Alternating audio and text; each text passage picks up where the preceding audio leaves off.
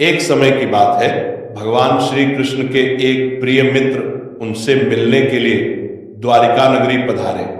भगवान श्री कृष्ण ने उनका अत्यंत आदर और स्नेहपूर्वक स्वागत किया और मुस्कुराते हुए उनके आने का कारण पूछा।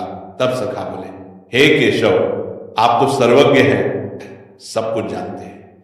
फिर भी आज मैं आपसे ये जानने के उद्देश्य से आया हूं कि मनुष्य को किन किन वृक्षों का रोपण करना चाहिए, कौन से वृक्ष भवन के सामने लगाने योग्य है, इन वृक्षों के लगाने से दरिद्रता दूर होती है तथा कौन से वृक्ष शत्रु, रोग, भय, भूत, पिशाच जैसे संकटों से रक्षा करते हैं। ये सुनकर भगवान श्री कृष्ण मंद मुस्कान के साथ बोले, हे सखा, आज तुमने अत्यंत श्रेष्ठ और कल्याणकारी प्रश्न किया है। ये प्रश्न केवल तुम्हारे ही नहीं, समस्त मानव जाति के कल्याण से जुड़ा हुआ है। इस संसार में वृक्षों का योगदान अतुलनीय है। वृक्ष सदा ही पूजनीय रहे, क्योंकि वे न केवल प्राणवायु प्रदान करते हैं बल्कि पृथ्वी पर जीवन का आधार भी है। परंतु आज तुमने भवन की सीमा में वृक्ष लगाने के विषय में जो प्रश्न किया है वह अत्यंत गूढ़ और शुभ फलदायक है। भगवान आगे बोले, वास्तव में जब कोई मनुष्य अपने घर के समीप उचित वृक्षों का रोपण करता है तो वह न केवल अपने भवन की सुंदरता बढ़ाता है बल्कि अपने जीवन में सकारात्मक ऊर्जा का संचार भी करता है। वृक्ष वातावरण को शुद्ध करते हैं, मन की शांति बढ़ाते हैं और घर से नकारात्मकता को दूर करते हैं। ऐसे शुभ पेड़ पौधे जिनकी छाया, सुगंध और ऊर्जा पवित्र होती है, वे घर में सुख, शांति और समृद्धि का आगमन कराते हैं। साथ ही ये अनेक प्रकार के वास्तु दोषों को भी समाप्त करते हैं। घर के आंगन में खड़े वृक्ष देवताओं के समान रक्षक बन जाते हैं जो घर की रक्षा करते हैं। फिर श्री कृष्ण ने कहा, हे मित्र, अब मैं तुम्हें ये बताऊंगा कि कौन से पौधे घर के समीप लगाने चाहिए और किन पौधों से बचना चाहिए। परंतु उससे पहले मैं तुम्हें एक प्राचीन कथा सुनाता हूँ। इस कथा के माध्यम से तुम स्वयं समझ सकोगे कि वृक्षों और पौधों का मनुष्य के जीवन पर कितना गहरा प्रभाव होता है। कौन से वृक्ष दरिद्रता को आमंत्रित करते हैं और कौन से सुख समृद्धि का प्रसार करते हैं। जो भी व्यक्ति इस कथा को श्रवण करता है उसके सैकड़ों पाप नष्ट हो जाते हैं और उसके जीवन से दरिद्रता सदैव के लिए दूर हो जाती है। भगवान श्री कृष्ण का सखा हाथ जोड़कर विनम्रता से बोले, हे केशव, मैं इस कथा को अवश्य ध्यान पूर्वक पूर्ण रूप से सुनूंगा। कृपया मुझे वह कथा सुनाइए जिससे मैं और समस्त जन ये समझ सके कि वृक्षों का घर के समीप क्या प्रभाव पड़ता है। भगवान श्री कृष्ण ने मुस्कुराते हुए कहा, हे सखा, सुनो, पूर्व काल की बात है। मध्य देश में एक अत्यंत शोभायमान नगरी थी। उस नगरी में धनेश्वर नाम का एक वैश्य अपने परिवार सहित निवास करता था। धनेश्वर धनवान था, परंतु उससे भी अधिक वह ईश्वर भक्त था। वह प्रतिदिन भगवान विष्णु की पूजा अर्चना करता, मंदिर जाता और दान पुण्य में सदैव तत्पर रहता। उसकी पत्नी सुमति भी अत्यंत सुशील, धार्मिक और गृह कार्य में निपुण थी। उनके घर में धन धान्य, सुख संपत्ति और प्रसन्नता की कोई कमी नहीं थी। भगवान की कृपा से उनका जीवन पूर्णतया आनंदमय था। इस प्रकार अनेक वर्ष शांति से बीत गए। एक दिन धनेश्वर की पत्नी सुमति ने सोचा कि आंगन को और सुंदर बनाना चाहिए। उसने अपने आंगन में कुछ वृक्षों और पौधों का रोपण किया। प्रतिदिन वह उन पौधों को जल चढ़ाती, उन्हें पूजती और उनकी सेवा करती रही। किंतु उसे यह ज्ञान नहीं था कि कौन से वृक्ष शुभ फल देने वाले हैं और कौन से अशुभ प्रभाव डालने वाले हैं। इसलिए उसने केवल अपनी इच्छा से जो वृक्ष उसे सुंदर और प्रिय लगे वही लगा दिए। दुर्भाग्यवश उन्हीं वृक्षों में अधिकांश ऐसे थे जो वास्तु और धर्म के अनुसार घर के लिए अशुभ माने जाते हैं। समय बीतने पर उनके घर में धीरे धीरे अनिष्ट के लक्षण प्रकट होने लगे। पहले धनेश्वर के व्यापार में भारी हानि हुई। उसके बाद घर में कलह और विवाद बढ़ने लगे। पति पत्नी में बार बार झगड़े होने लगे। जैसे जैसे वो वृक्ष बने होते गए वैसे वैसे उनके जीवन में दुख, दरिद्रता और क्लेश बढ़ता गया। धनेश्वर का व्यापार पूरी तरह से डूब गया। घर में रखा धन समाप्त हो गया। यहाँ तक कि भोजन के लिए भी पैसे ना बचे। भूख और चिंता से घर का वातावरण भारी हो गया। धनेश्वर की पत्नी अत्यंत दुखी रहने लगी। कभी वो अपने पति पर क्रोध करती तो कभी स्वयं को कोसती। एक दिन उसने क्रोधित होकर कहा, हे स्वामी, अब तो कुछ काम करो, कहीं जाकर कुछ कमाई लाओ। तब धनेश्वर गांव गांव घूमकर काम मांगने लगा, परंतु कोई भी उसे कार्य नहीं देता था। थक कर वह घर लौट आया और बोला, हे भद्रे, मुझे कहीं पर भी कोई काम नहीं मिला, अब मैं कहाँ जाऊं। ये सुनकर सुमति और भी व्यथित हो उठी। धीरे धीरे उन्होंने घर के सारे गहने बेच डाले। जो थोड़ा बहुत अन्न प्राप्त हुआ उसी से उन्होंने कुछ दिन पेट पाला, परंतु अब उनके पास कुछ भी नहीं बचा। इस प्रकार केवल अशुभ वृक्षों के रोपण के कारण वह परिवार जो कभी समृद्धि और आनंद का प्रतीक था, पूर्णतया दरिद्रता और दुख में डूब गया। किंतु धनेश्वर और सुमति यह नहीं समझ पाए कि उनके दुर्भाग्य का मूल कारण उनके ही आंगन में लगाए गए वे अशुभ वृक्ष थे। फिर एक दिन की बात है, जब धनेश्वर और सुमति अत्यंत दुखी और निर्धन हो चुके थे, उसी समय एक साधु महात्मा उनके द्वार पर पधारे। वे साधु महाराज तेजस्वी मुखमंडल वाले, शांति और करुणा से ओतप्रोत एक दिव्य आभा से युक्त थे। उन्हें देखकर धनेश्वर तत्काल उठ खड़ा हुआ, दोनों हाथ जोड़कर नम्रता से प्रणाम किया और बोला, हे साधु महाराज, पधारिए। इस गरीब के घर में आपका स्वागत है। कृपा करके बताइए मैं आपकी किस प्रकार सेवा कर सकता हूं। साधु महाराज ने शांत स्वर में कहा, हे महोदय, मैं कई दिनों से तीर्थ यात्रा पर हूं, निरंतर भ्रमण करते हुए अत्यंत थक गया हूं, इसलिए विश्राम के लिए कोई स्थान ढूंढ रहा था। यदि तुम्हें कोई आपत्ति ना हो तो मुझे अपने घर में कुछ समय ठहरने दो। मैं कई दिनों से भूखा भी हूं, यदि थोड़ा भोजन मिल जाए तो परम कृपा होगी। साधु के ऐसे विनम्र और करुण वचन सुनकर धनेश्वर के नेत्रों में श्रद्धा छलक आई। वो बोला, हे साधु महात्मा, आप अवश्य ही कोई महान पुण्यात्मा है। आपके मुखमंडल से दिव्य तेज प्रकट हो रहा है। आपके चरण मेरे घर में पड़े, ये मेरा सौभाग्य है। आपकी सेवा करना मेरे लिए परम आनंद का विषय है। कृपया भीतर आइए। साधु महाराज मुस्कुराए और घर के भीतर चले गए। उन्होंने आंगन में एक कोने में आसन ग्रहण किया और विश्राम करने लगे। धनेश्वर ने अत्यंत आदर से उनके चरण धोए, उन्हें जल दिया और नम्रता से उनकी सेवा में लग गया, परंतु उसके पास अन्न का एक दाना भी नहीं था। कुछ देर बाद वो अपनी पत्नी से बोला, हे प्रिय, आज हमारे घर पर साधु महात्मा पधारे हैं। वे अत्यंत पुण्यवान प्रतीत होते हैं। उनकी सेवा करना हमारे जीवन का सबसे बड़ा अवसर है। हमें किसी भी प्रकार उनका भोजन करना ही होगा। मैं गांव जाकर किसी से थोड़ा सा धन मांग लेता हूं। इतना कहकर धनेश्वर घर से निकल पड़ा। वह गांव के एक धनी सेठ के पास गया और विनम्र स्वर में बोला, हे सेठ जी, कृपा करके मुझे थोड़ी सी राशि उधार दे दीजिए। मेरे घर पर एक साधु महात्मा आए हैं, मैं उनकी सेवा करना चाहता हूं। सेठ ने कठोरता से उत्तर दिया, धनेश्वर, तेरे पास तो फूटी कौड़ी भी नहीं बची, तू मेरा धन कैसे लौटा देगा। धनेश्वर बोला, सेठ जी, मुझ पर दया कीजिए। मैं वचन देता हूं शीघ्र ही आपका धन लौटा दूंगा। यदि मैं ना चुका सका तो आप मेरा घर ले लीजिए। सेठ कुछ देर विचार में पड़ा। उसकी कठोरता थोड़ी पिघली और उसने कहा, अच्छा, यदि तू वचन देता है तो ये धन ले जाए, किंतु यदि लौटाया नहीं तो तेरा घर मेरा होगा। धनेश्वर ने दृढ़ स्वर में कहा, हे से मैं वचन देता हूं। फिर उसने सेठ से कुछ धन लिया और बाजार गया। वहां से दूध, चावल, सब्जियां, आटा और शक्कर आदि आवश्यक वस्तुएं खरीद कर घर लौटा। उसने प्रसन्न होकर अपनी पत्नी से कहा, हे प्रिय, अब तुम उन साधु महात्मा के लिए प्रेम पूर्वक भोजन बनाओ। सुमति ने तत्परता से रसोई तैयार की। शीघ्र ही सुस्वादु भोजन बनाकर उसने थाल में परोसा और अत्यंत विनम्रता से साधु महाराज के समक्ष रख दिया। साधु ने प्रेम पूर्वक भोजन ग्रहण किया। उनकी आंखों में करुणा और संतोष झलक रहा था।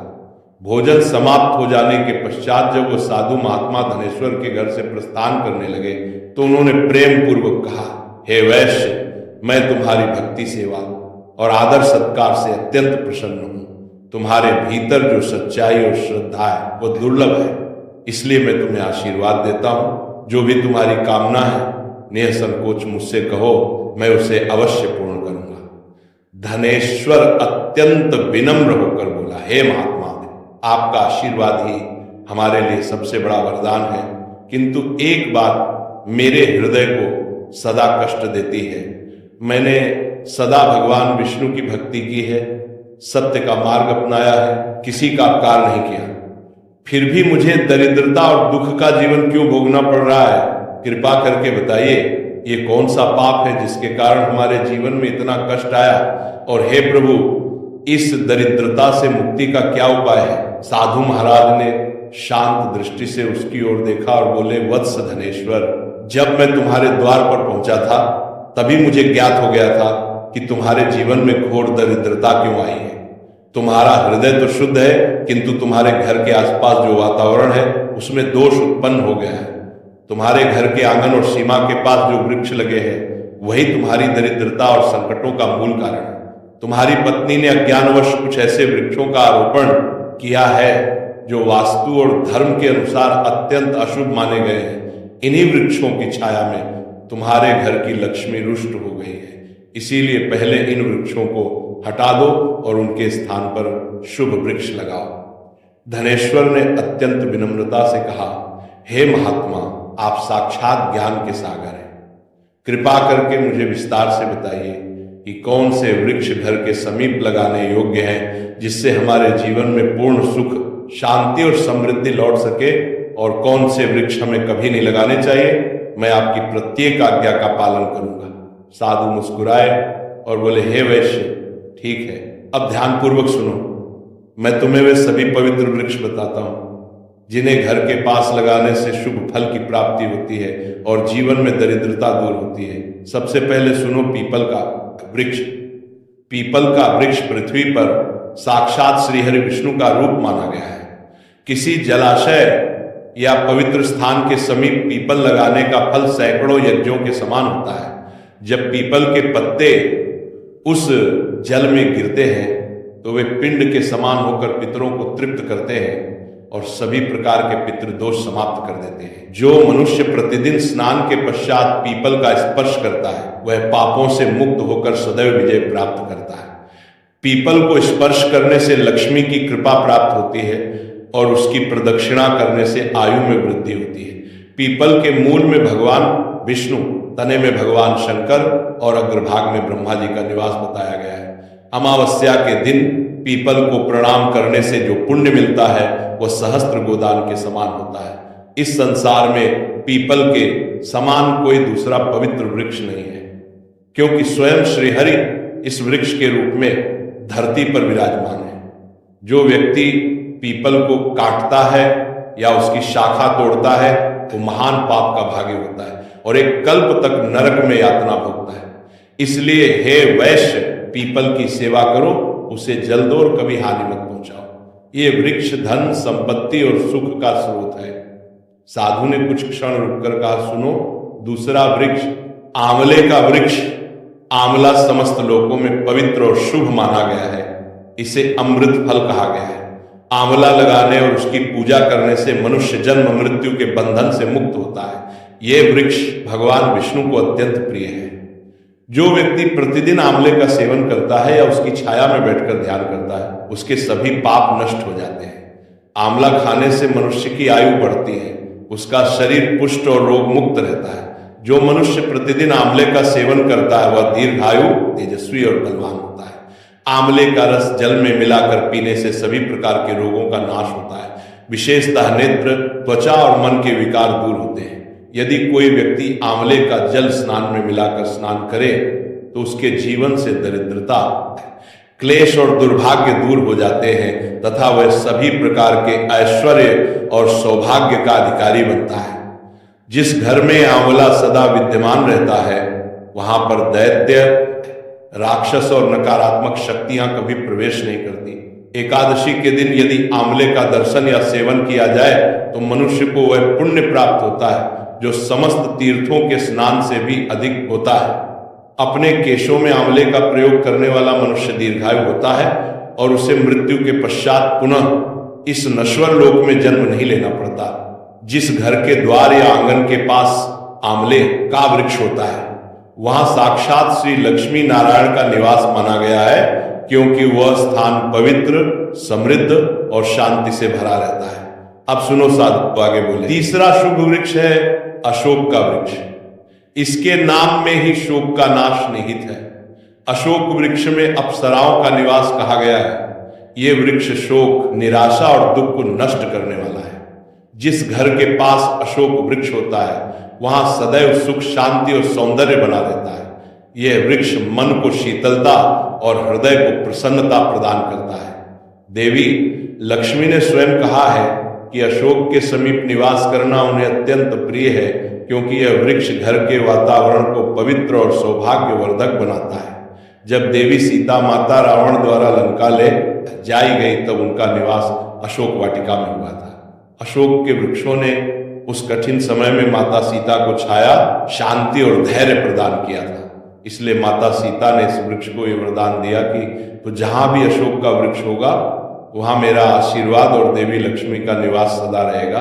इसलिए अशोक का वृक्ष घर को वृक्ष घर के समीप लगाने से घर में शांति, सौभाग्य और पारिवारिक प्रेम बना रहता है। चौथा वृक्ष सुनो, पाकड़ का वृक्ष। यह वृक्ष अत्यंत पुण्यदायी माना गया है।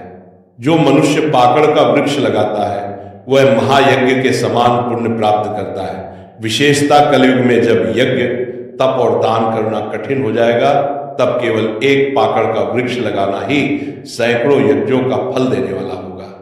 इस वृक्ष की छाया में देवता निवास करते हैं और इससे परिवार में स्थिरता, सम्मान और समृद्धि आती है। पांचवा वृक्ष है नियम। नियम का वृक्ष। यह वृक्ष सूर्य देव को अत्यंत प्रिय है। जो व्यक्ति अपने घर के सामने आंगन में नीम का वृक्ष लगाता है वह नाना प्रकार के रोगों से मुक्त रहता है। नियम की वायु और पत्तियां वायु, जल और शरीर को शुद्ध करती है। यह वृक्ष दीर्घायु और आरोग्य प्रदान करने वाला है। मां लक्ष्मी को नीम के पत्ते अत्यंत प्रिय हैं, इसलिए वे ऐसे घर में निवास करती हैं जहां नियम का वृक्ष आरोग्य प्रदान करने वाला है। नियम के नीचे तुलसी का पौधा लगाने से वह स्थान देवालय के समान पवित्र हो जाता है। जिस घर के द्वार पर नियम का वृक्ष होता है वहां धन संपत्ति का अभाव कभी नहीं रहता। अब सुनो छठा वृक्ष, जामुन का वृक्ष। जो व्यक्ति कन्या की प्राप्ति की कामना करता है उसे जामुन का वृक्ष अवश्य लगाना चाहिए। यह वृक्ष सौभाग्य और कुल वृद्धि का प्रतीक है। जिस घर के समीप जामुन का वृक्ष होता है उस घर में कन्या जन्म लेती है, जो कुल का गौरव बढ़ाती है और घर में सौभाग्य, प्रेम और सुख का विस्तार करती है। अब सातवां वृक्ष है बेल का वृक्ष। यह वृक्ष स्वयं भगवान शंकर का प्रतीक है। बेल के 3 पत्र त्रिदेवों ब्रह्मा, विष्णु और महेश का स्वरूप माने गए हैं। बेल के वृक्ष में भगवान शिव का निवास है और गुलाब के पौधे में देवी पार्वती का। इसलिए यदि कोई व्यक्ति बेल के वृक्ष के पास गुलाब का पौधा लगाता है तो उसे शिव पार्वती दोनों का आशीर्वाद प्राप्त होता है। ऐसे घर में कभी दुख, दरिद्रता या रोग का निवास नहीं होता। वहां अकाल मृत्यु होती है, न कोई स्त्री विधवा बनती है। आठवां वृक्ष नारियल का पेड़। नारियल का पेड़ अत्यंत शुभ और पवित्र माना गया है। यह देवताओं का प्रिय वृक्ष है और किसी भी धार्मिक अनुष्ठान में इसके बिना पूजा पूर्ण नहीं मानी जाती। घर के आंगन में नारियल का वृक्ष होने से घर में सदा शुभता, मंगल और उन्नति बनी रहती है। ऐसा घर समाज में सम्मान प्राप्त करता है, उसके सदस्यों की प्रतिष्ठा बढ़ती है और वह सदैव सौभाग्य का वास होता है। कहा गया है कि जिस घर के समीप नारियल का वृक्ष होता है वहां दरिद्रता और रोग नहीं टिकते। नारियल का फल स्वयं सत्य और पवित्रता का प्रतीक है। सुंदर पत्नी की कामना करने वाला व्यक्ति यदि अपने घर के पास अनार का वृक्ष लगाए तो उसे सुशील, धर्मनिष्ठ और सौभाग्यशालिनी पत्नी की प्राप्ति होती है। अनार का वृक्ष वैवाहिक सुख और सौंदर्य का प्रतीक है। इसके फल लाल रत्न के समान माने जाते हैं, जो प्रेम, समृद्धि और पारिवारिक सौहार्द का संकेत देते हैं। पलाश का वृक्ष ब्रह्म तेज प्रदान करने वाला माना गया है। ये यज्ञों में देवताओं को अर्पण हेतु सबसे पवित्र वृक्ष है। इसके रोपण से घर में विद्या, तेज और आध्यात्मिक ऊर्जा का संचार होता है। पलाश का वृक्ष लगाना ब्रह्म ज्ञान और यश की प्राप्ति का साधन है। वंश वृद्धि और संतान प्राप्ति की कामना करने वाले व्यक्ति को अंकोल का वृक्ष लगाना चाहिए। ये वृक्ष संतान सुख देने वाला और कुल वृद्धि का प्रतीक है। इसकी छाया में संतान का पालन शुभ माना जाता है।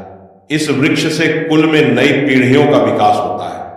यदि कोई मनुष्य किसी भयंकर बीमारी से पीड़ित है तो उसे खैर का वृक्ष अवश्य लगाना चाहिए। ये वृक्ष रोग नाशक और आरोग्यदायक होता है। इसके समीप वायु शुद्ध रहती है और इससे शरीर में बल तथा रोग प्रतिरोधक शक्ति बढ़ती है। खैर का वृक्ष लगाने से बड़े बड़े रोगों का नाश होता है और दीर्घायु प्राप्त होती है। मोगरा के पौधे में गंधर्वों का निवास माना गया है। ये पौधा सुगंध, कला और सौंदर्य का प्रतीक है। जो व्यक्ति संगीत, नृत्य, चित्रकला या किसी भी कला के क्षेत्र से जुड़ा है उसे यह पौधा अपने घर के पास अवश्य लगाना चाहिए। इससे कार्यों में सफलता और प्रसिद्धि प्राप्त होती है। मोगरे की सुगंध वातावरण को पवित्र और आकर्षक बनाती है। यदि किसी मनुष्य को चोरों या लुटेरों का भय सताता है तो उसे बेंत, बांस का वृक्ष अपने घर के पास लगाना चाहिए। ये वृक्ष रक्षक के समान कार्य करता है, चोरों को भयभीत करता है और घर की सुरक्षा करता है। इसके रोपण से शत्रु दूर रहते हैं और घर में स्थिरता बनी रहती है। चंदन और कटहल के वृक्ष दोनों ही पुण्य और लक्ष्मी प्रदान करने वाले हैं। चंदन का वृक्ष शांति, भक्ति और पवित्रता का प्रतीक है, जबकि कटहल का वृक्ष समृद्धि और संतोष प्रदान करता है। इन दोनों वृक्षों के घर में होने से दुख, दरिद्रता और भय समाप्त हो जाते हैं। घर की उत्तर दिशा में यदि ताड़पाम या कनक चंपा के पौधे लगाए जाए तो घर में धन संपत्ति और वैभव की वृद्धि होती है। ये पौधे वास्तु के अनुसार धन के आगमन के प्रतीक हैं और व्यापार में सफलता लाते हैं। केले का पेड़ अत्यंत शुभ माना गया है। इसके प्रत्येक भाग में देवी देवताओं का वास बताया गया है। केले के पेड़ में स्वयं भगवान विष्णु का निवास होता है, इसीलिए पूजा अर्चना में इसका विशेष स्थान है। घर के आंगन या मंदिर के पास केला लगाने से घर में सुख, समृद्धि, आरोग्य और धन की कभी कमी नहीं रहती। गुरुवार के दिन केले के पेड़ की पूजा करने से बृहस्पति देव प्रसन्न होते हैं और परिवार में स्थिर लक्ष्मी का निवास होता है। हरश्रृंगार यानी पारिजात का पौधा भी अत्यंत दिव्य और पवित्र है। इसकी उत्पत्ति समुद्र मंथन के समय हुई थी और उसी समुद्र मंथन से मां लक्ष्मी भी प्रकट हुई थी, इसीलिए पारिजात का सीधा संबंध लक्ष्मी कृपा से है। जो व्यक्ति अपने घर के आंगन में पारिजात का पौधा लगाता है उसे महालक्ष्मी की विशेष कृपा प्राप्त होती है। उसके घर में आनंद, सौभाग्य और चिरस्थायी शांति बनी रहती है। फिर साधु महाराज गंभीर होकर बोले, किंतु हे वैश्य, जैसे शुभ वृक्ष सुख प्रदान करते हैं वैसे ही कुछ वृक्ष अशुभ फल देने वाले होते हैं। इनसे सदा दूरी रखनी चाहिए। मनुष्य को कभी भी ताड़, खजूर या पाम का वृक्ष अपने घर के पास नहीं लगाना चाहिए। यह वृक्ष संतान नाशक माना गया है। जिस घर के समीप वृक्ष होता है वहां संतानों की उन्नति रुक जाती है और परिवार में असंतोष बढ़ता है। इसी प्रकार बहेड़े का वृक्ष भी घर के समीप नहीं लगाना चाहिए, क्योंकि इस वृक्ष पर प्रेत और अशुभ शक्तियों का वास माना गया है। जो व्यक्ति बहेड़े का वृक्ष लगाता है वह स्वयं प्रेत योनि में चला जाता है। इसके नीचे बैठकर कभी पूजा पाठ नहीं करनी चाहिए, न भोजन करना चाहिए, न विश्राम। अगर किसी मनुष्य को शत्रुओं का भय सता रहा हो तो उसे अपने घर के समीप केवड़े का वृक्ष अवश्य लगाना चाहिए। यह वृक्ष शत्रुओं का नाश करने वाला और रक्षक माना गया है। इसके प्रभाव से शत्रु स्वयं दूर भाग जाते हैं और घर की रक्षा होती है। साधु महात्मा आगे बोले, हे वैश्य, ध्यान रखो, घर में कुछ ऐसे पौधे और वृक्ष होते हैं जिनका रोपण करना अत्यंत अशुभ माना गया है। मनुष्य को कभी भी ऐसे पौधे नहीं लगाने चाहिए जिनके तने या शाखाओं को काटने या तोड़ने पर दूध निकलता हो। ऐसे पौधों में नकारात्मक शक्ति का वास होता है जो परिवार में कलह, चिंता और दरिद्रता लाते हैं। घर के सामने कभी भी बबूल का पेड़ नहीं लगाना चाहिए, क्योंकि इसे लगाने से विपत्तियां आती हैं। परिवार में मतभेद और विवाद बनते हैं। बबूल की कांटेदार प्रकृति गृहस्थ जीवन में वैर और कटुता को जन्म देती है। इसी प्रकार घर के सामने बेर का वृक्ष भी नहीं लगाना चाहिए। ये वृक्ष नकारात्मक ऊर्जा को आकर्षित करता है। इसके कारण घर में धन का नाश होता है। शत्रु बढ़ते हैं और मन में अस्थिरता रहती है। पपीते का वृक्ष भी घर के सामने लगाना वर्जित है। पपीते को काटने पर दूध जैसा रस निकलता है और यही उसके अशुभ होने का कारण माना गया है। वृक्ष के प्रभाव से धन का नाश होता है, रोग और दरिद्रता बढ़ती है। यह पीपल का वृक्ष भवन की पूर्व दिशा में हो तो वह निर्धनता का कारण बनता है। पीपल का वृक्ष पवित्र अवश्य है, परंतु इसका स्थान यदि उचित दिशा में न हो तो वह अल्लाही नहीं होता। पीपल को सदैव मंदिरों, नदी किनारे या जलाशय के पास लगाना शुभ होता है, न कि घर के द्वार पर। यदि वटवृक्ष बरगद घर की पश्चिम दिशा में हो तो घर में शोक और दुख का वातावरण बना रहता है। वटवृक्ष अत्यंत शक्तिशाली है, इसलिए उसे केवल बड़े स्थानों, मंदिरों या चौराहों पर लगाना ही शुभ माना गया है, घर की सीमा में नहीं। दक्षिण दिशा में तुलसी का पौधा लगाना भी वर्जित है। तुलसी अत्यंत पवित्र देवी स्वरूपा है, इसलिए उनका स्थान सदैव पूर्व या उत्तर दिशा में होना चाहिए। यदि दक्षिण दिशा में तुलसी हो तो संतान को क्लेश या रोगों का सामना करना पड़ता है। साधु ने आगे कहा, यदि किसी भी मृत वृक्ष की छाया घर पर पड़ती है तो ये मृत्यु का सूचक होता है। ऐसा वृक्ष घर में विनाशकारी ऊर्जा फैलाता है, इसलिए जैसे ही कोई वृक्ष सूख जाए या मुरझा जाए उसे तुरंत उखाड़कर हटाना चाहिए।